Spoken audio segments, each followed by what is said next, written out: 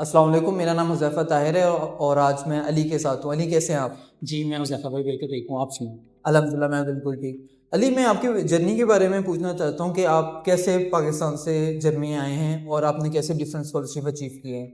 और इस बारे में अगर आप थोड़ी-सी इन्फॉर्मेशन दे सकें जो स्टूडेंट्स के लिए हेल्पफुल हो तो वो काफ़ी बेहतर हो जाएगा। जी, तो गाइस जर्मनी आने के 2 से 3 डिफरेंट वेज़ हो सकते हैं। अगर आपने बैचलर के बाद वर्क किया हुआ है तो 2 इयर्स के एक्सपीरियंस के बाद आप ना डार्ट स्कॉलरशिप के ज़रिए जर्मनी आ सकते हैं, ठीक है? लेकिन उसमें थोड़ा-सा कॉम्पिटिशन टफ होता है, तो दूसरा स्कॉलरशिप आप इरास्मस मुंडस स्कॉलरशिप हासिल कर सकते हैं। मुझे भी इरास्मस मुंडस स्कॉलरशिप मिला था सुकैट और उसके अंदर ये होता है कि आप अपनी प्रोफाइल आपने स्ट्रॉन्ग की हो, अपने बैचलर्स के साथ-साथ आपने एक्सपीरियंसेस गेन किए हों, डिफरेंट सोशल और different I would say internships related to your field, then आप उसके अंदर अप्लाई कर सकते हैं। तो मेरे साथ लेकिन ये थोड़ा सा हुआ था कि फर्स्ट ईयर में स्कॉलरशिप अवेलेबल नहीं थी उसकी, तो मुझे फिर मैंने अल्टीमेटली उसको चूज़ कर लिया अपनी फुल टाइम स्टडीज़ में university of Gottingen here in Germany.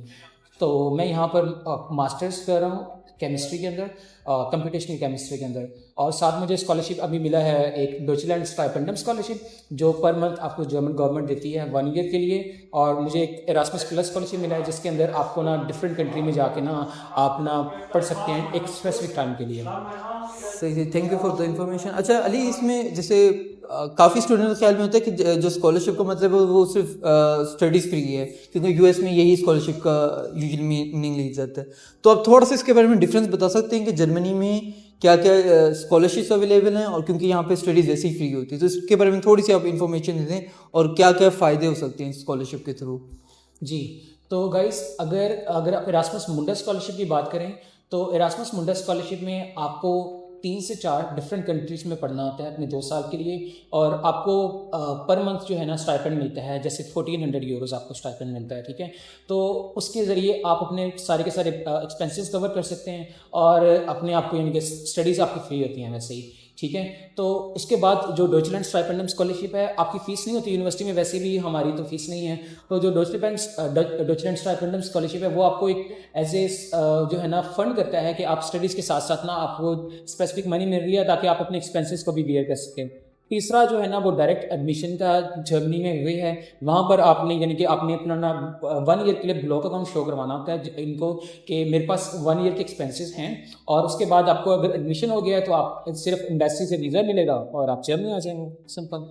सही से। अच्छा, इसमें आप थोड़ा सा अपना टाइम ड्यूरेशन भी बता देंगे कि आपने कब अप्लाई किया, कब आपको वीज़ा रिसीव हुआ और कब अब आप जर्मनी में हैं, क्योंकि ये भी काफ़ी लोगों के लिए पॉइंट ऑफ कंसर्न होता है कि बहुत ज़्यादा टाइम लग जाता है कभी कभी कभार। जी, गाइस मैं पिछले साल जो है ना एक फुली फंडेड कॉन्फ्रेंस के लिए जर्मनी आया था, तो तब मुझे ना यानी कि तब भी मेरा एडमिशन हुआ हुआ था, तो तब थोड़ा सा ये है कि अपॉइंटमेंट्स का इशू चल रहा था, लेकिन अब अपॉइंटमेंट्स का कोई भी इशू नहीं है। तो उसके बाद मेरा ये एडमिशन जो है ना यूनिवर्सिटी ऑफ गोटिंगन में हुआ, मैंने अपॉइंटमेंट के लिए अप्लाई किया, 3 to 4 मंथ्स के अंदर मुझे अपॉइंटमेंट मिल गई, और मुझे पहले ही मैं शेंजन में आ चुका था, तो मुझे उन्होंने कोई ज़्यादा क्वेश्चन नहीं की और मुझे वीज़ा मिल गया उसके लिए। ये तो काफ़ी हेल्पफुल हो गया आपके लिए। जी। अच्छा, इसमें आपने अली जैसे अभी थोड़ी बहुत बात की है, इसमें आप मुझे थोड़ा सा ज़्यादा पॉइंट्स में आप बता सकते हैं कि what is dos and don'ts when you are applying for the scholarship. क्या चीज़ें आपको ख्याल रखना चाहिए और क्या चीज़ें आपको बिल्कुल नहीं करनी चाहिए। जैसे आपने एक बड़ी अच्छी बात की कि आपकी एक्स्ट्रा करिकुलर एक्टिविटीज़ हों तो उससे काफ़ी बेनिफिट हो जाता है, तो इस पर भी थोड़ी सी अगर आप रोशनी डाल दें तो इट विल बी हेल्पफुल। जी, तो गाइस अगर आप सिर्फ स्कॉलरशिप को टारगेट कर रहे हैं तो उसके लिए आपकी सिर्फ और सिर्फ स्टडीज़ मैटर नहीं करेंगी, उसके साथ आपका आइट्स आपकी एज ए प्रोफाइल मैटर करेगी, ठीक है? तो लेट्स सपोज जैसे मैंने बैचलर्स केमिस्ट्री में किया, लेकिन मैं बहुत सारी सोसाइटीज़ के मेन इवन के सेक्रेटरी जनरल या फिर प्रेसिडेंट रहा हूँ, ठीक है? और मैंने उसके साथ साथ इवन के मैं यूथ पार्लियामेंट ऑफ पाकिस्तान का और सिटीजन फाउंडेशन और इस तरह मुख्तलिफ ऑर्गेनाइजेशन के साथ मैं अटैच रहा हूँ, तो उसकी वजह से मेरी प्रोफाइल बिल्ड हो गई। जब भी कोई स्कॉलरशिप के लिए आप अप्लाई कर रहे होते हैं तो आपकी मेन स्टडीज़ की CGPA वो मैटर करती है। मेरी थोड़ी सी बेहतर थी, 3.64 रफली गुजारे लायक ही है, बहुत ज़्यादा बेहतर भी नहीं है। तो उसके साथ साथ CGPA के साथ साथ मेरा टोफल था, वो भी अच्छा एग्जाम है, आपको पता है US बेस्ड एग्जाम है, तो उसके साथ साथ मेरी प्रोफाइल बिल्ड हो गई थी। तो जब ये 3-4 चीज़ें मिला लेते हैं और इंपॉर्टेंट चीज़ आपकी इंटर्नशिप आपकी फील्ड के रिलेटेड हो तो वो बहुत बेनिफिशियल हो सकती है। तो मेरे पास उसका भी सर्टिफिकेशन थी इंटर्नशिप की अपनी फील्ड के रिलेटेड। तो ये जब सारी चीज़ें मिलती हैं और आपको अप्लाई करने का तरीका आता है, लेट्स सपोज आपने उन चीज़ों को हाईलाइट करना है कि जो आप जर्मनी आके करना चाह रहे हैं, ठीक है। लेट्स सपोज अगर आप केमिस्ट्री में बैचलर कर रहे थे, आपके पास मैस स्पेक्ट्रोमीट्री नहीं थी, तो आप ये बता सकते हैं कि यहाँ पर मैस स्पेक्ट्रोमीट्री है, ठीक है। लेट्स सपोज मेरी जो यूनिवर्सिटी है तकरीबन वो यूनिवर्सिटी जितना मेरा यहाँ पर सिर्फ केमिस्ट्री डिपार्टमेंट है यहाँ पर ना इसी जर्मनी में, तो इवन कि आप देखें कि आप पहले कितनी ज़्यादा रिसर्च हो रही, कितनी ज़्यादा अपॉर्चुनिटीज़ हैं यहाँ पर, और उनको फिर अपने स्पेसिफिक वे में हाईलाइट करें यहाँ पर कि ये तरीके हैं और यहाँ मैं ये इन वजूहत की बुनियाद पर मैं जर्मनी आना चाहता हूँ, राइट। अच्छा, मुझे ये बताएं, जो लोग स्टूडेंट्स जर्मनी आना चाहते हैं उनके पास क्या क्या तरीके हैं कि वो जर्मनी आ सकें? जी, तो गाइज मैं कहूँगा कि जर्मनी आना आजकल सबसे ईजीएस्ट हुआ है। कुछ जर्मनी को स्किल्ड लेबर की और स्किल्ड वर्कर्स की ज़रूरत है, तो इस वजह से जर्मनी आना का काफ़ी इजी है। तो आप 3-4 तरीक़ों के लिए जर्मनी 3-4 चीज़ों के लिए जर्मनी आ सकते हैं। पीएचडी के लिए आ सकते हैं, पोस्ट डॉक्टरेट, मास्टर्स और बैचलर्स, इवन हाउस बिल्डिंग के लिए भी आ सकते हैं। तो सबसे ईजीएस्ट वो मास्टर्स है। आपने अपनी जो है ना अपने certificates like your bachelors degree, your in transcript, ये आपने लेने हैं और इनको सिर्फ HSC से वेरीफाई करवा लें। और ना एक तरीका होता है कि डाट की वेबसाइट है DART.de, ठीक है। आपने उस वेबसाइट पर जाना है और वेबसाइट पर जाकर ना आपने फिल्टर लगाना है अपनी फील्ड के रिलेटेड। आप समर सेमेस्टर में अप्लाई करना चाहते हैं, हमारे पास ना इनटेक्स होती हैं, समर और विंटर, ठीक है। आप समर सेमेस्टर में अप्लाई करना चाहते हैं, ठीक है, तो आपने उसका फिल्टर लगाया। आप मास्टर्स के लिए अप्लाई करना चाहते हैं, आपने उसका फिल्टर लगाया। 7 यूनिवर्सिटीज़ आ गई, ठीक है। अब यूनिवर्सिटीज़ के अंदर आपने देखना है कि आपको कौन सी यूनिवर्सिटी में जाना है, वो अभी आपकी चॉइस है। और साथ साथ ये है कि आपको ना 2 तरीके होते हैं अप्लाई करने के। डायरेक्ट यूनिवर्सिटी में आप अप्लाई कर सकते हैं, अपनी एप्लीकेशन सेंड कर सकते हैं। दूसरा है यूनी असिस्ट। डायरेक्ट अप्लाई का मतलब ये है कि आपने सिर्फ यूनिवर्सिटी को ना अपनी डिटेल्स सेंड करनी है और कोई टेस्ट वगैरह देना है। जैसे मेरी दफ़ा हमारा टेस्ट होता है हमारे एडमिशन के लिए, वो टेस्ट देना है। अगर आप वो पास कर जाते हैं या इंटरव्यू देना है, इंटरव्यू भी हो सकता है, तो आपने अगर वो पास कर देते हैं तो आपको एडमिशन मिल जाएगा। दूसरा है यूनी असिस्ट का। यूनी असिस्ट एक वे है कि आपको तकरीबन अपने सारे डॉक्यूमेंट्स ना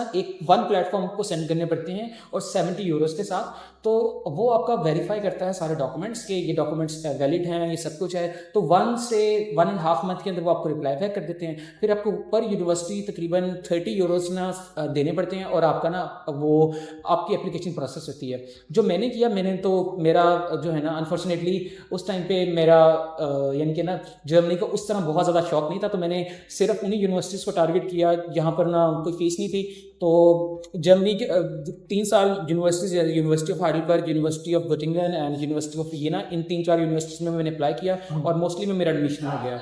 तो अगर आपने दूसरे तरीके से करना है तो यूनिवर्सिटी में आपको पर उसके लिए ना यूनिवर्सिटी के लिए फीस देनी पड़ेगी। तो मैं कहता हूँ कि अगर आपकी प्रोफाइल अच्छी है और अगर आपकी CGPA अच्छी है, आपका IELTS अच्छा है, तो आप जो है ना फिर डायरेक्ट अप्लाई कर लें एक बार, ठीक है। अगर आपके पास ये चीज़ें नहीं हैं तो फिर यूनिवर्सिटी बेस्ट हुए हैं। सही। और उसमें यूनिवर्सिटी में थोड़ी आपकी ख्वारी भी कम होगी, चीज़ें थोड़ी सी इजीली प्रोसेस हो जाएंगे आपके लिए, यही है। यूनिवर्सिटी में यह है कि यानी कि आपको पहले डॉक्यूमेंट्स सारे के सारे कंप्लीट करने पड़ते हैं। अच्छा। लेकिन जब डॉक्यूमेंट्स आपके कंप्लीट हो जाए तो फिर आपको पैसे देने पड़ते हैं। मेरे केस में ये था कि आपको ज़्यादा रिसर्च नहीं करनी पड़ती, आप बस उसी के थ्रू अप्लाई करते रहो। हाँ, तो बैचलर के लिए भी यही प्रोसीजर है, लेकिन आपको बैचलर के लिए 13 ईयर्स ऑफ एजुकेशन चाहिए होती है।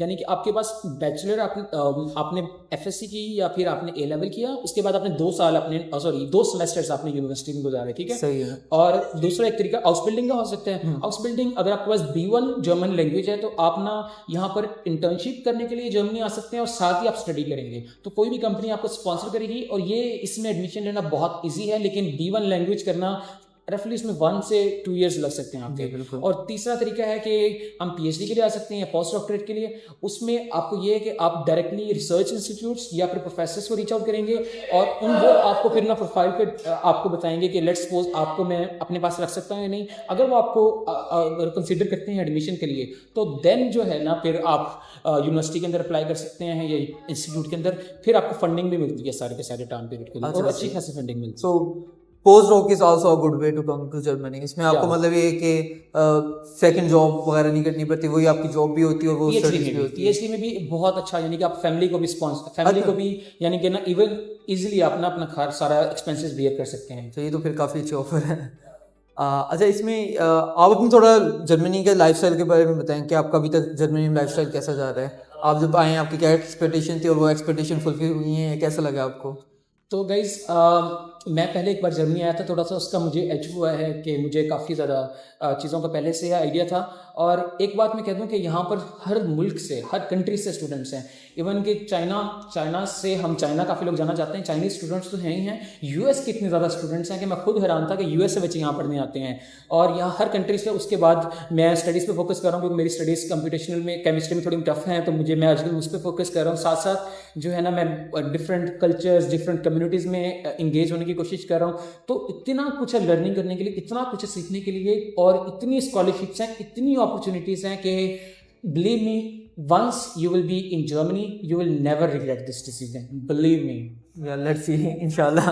Yeah. अच्छा, इसमें एक और मेरा पॉइंट था जो पिछली डिस्कशन से था, वो ये था कि आपने यूनिवर्सिटी कैसे चूज़ करनी है, मतलब क्या क्या चीज़ें आपके माइंड में होनी चाहिए यूनिवर्सिटी को चूज़ करते हुए या यूनिवर्सिटी में अप्लाई करते हुए। क्योंकि जैसे आपने कहा, जैसे यूनिवर्सिटीज़ में आपको, हर यूनिवर्सिटी में जब अप्लाई करेंगे तो आपको यू हैव टू पे 70 यूरोज़, आई बिलीव 30 यूरोज़। तो उसमें आप बताएं कि क्या किन यूनिवर्सिटीज़ में अप्लाई करना चाहिए, क्या क्या चीज़ें देखनी चाहिए। जी, तो गाइस जब आप अप्लाई कर रहे हैं तो एक तो ये देखना चाहिए कि अगर डायरेक्ट एप्लीकेशन हो रही है तो वो बेहतर है, आपकी फीस बच जाएगी उसके अंदर। दूसरी चीज़ ये देख सकते हैं आपके वो सिटी कैसा है या फिर उस यूनिवर्सिटी की रैंकिंग कैसी है। जैसे मेरी यूनिवर्सिटी ऑफ गोटिंगन, ये टॉप 5 जर्मन यूनिवर्सिटीज़ में है, इसकी बहुत रिच हिस्ट्री है, इवन कि ये दुनिया की बेहतरीन यूनिवर्सिटीज़ में था एक टाइम पे। तो उसके बाद मैंने यानी कि सिटी देखा। मेरा सिटी बहुत ज़्यादा स्टूडेंट्स फ्रेंडली है, रफली 30% जो है ना पॉपुलेशन स्टूडेंट्स है हमारी यूनिवर्सिटी की। और उसके बाद जो है ना, मैंने ये चीज़ें देखी कि यानी कि मैं जहाँ पर आकर ज़्यादा सीख सकता हूँ और अल्टीमेटली जो है ना अपना फ्यूचर ब्राइट कर सकता हूँ। और उसके अलावा आप जॉब मार्केट को देख सकते हैं। लेट्स सपोज जहाँ पर आप जाना चाह रहे हैं वहाँ पर जॉब्स अवेलेबल होंगी या नहीं। और क्योंकि यहाँ पर आप ना स्टडी के साथ साथ ना जितनी मर्जी, तकरीबन समझ लें जितनी मर्जी जॉब कर सकते हैं। पाकिस्तानी करते हैं इस तरह, लेकिन मैं ऑब्वियसली इसको वो नहीं करूँगा, फेवर नहीं करूँगा, लेकिन आप करना चाहें तो ऑब्वियसली कर सकते हैं। तो ये 3 से 4 चीज़ें आप देख सकते हैं। सही जी, ठीक है। I think thank you for the interview, it was pleasure talking to you. I think इस वीडियो से काफ़ी लोगों को फायदा हो जाएगा। Thank you very much. And if you have any type of questions, you can just ask in the comment and we will try to help you out. Yeah, Thank you. Thank you very much. Bye. Bye.